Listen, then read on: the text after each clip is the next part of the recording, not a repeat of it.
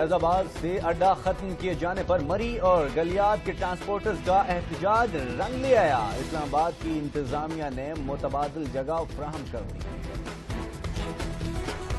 فیض آباد سے اڈا ختم کیے جانے پر مری اور گلیات کے ٹرانسپورٹرز کا احتجاج رنگ لے آیا۔ اسلام آباد کی انتظامیہ نے متبادل جگہ فراہم کرنے کی یقین دہانی کرا دی۔ مسافروں نے بھی لیا سکھ کا سانس۔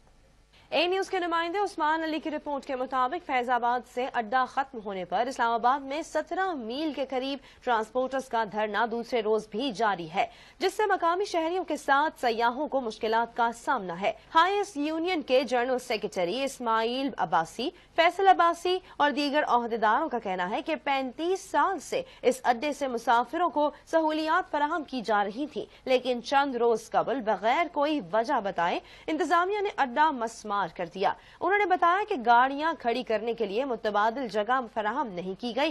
ان کے ساتھ مسافر بھی شدید کرب میں مبتلا ہیں اور گاڑیوں کی تلاش میں خوار ہو رہے ہیں۔ ٹرانسپورٹرز کا کہنا تھا کہ ان کا دھرنا پرامن ہے، تاہم مطالبات نہ مانے گئے تو راولپنڈی اسلام آباد سے کوئی گاڑی مری، مظفر آباد، پھگواڑی، کوہالہ اور گلیات کی طرف نہیں جانے دیں گے۔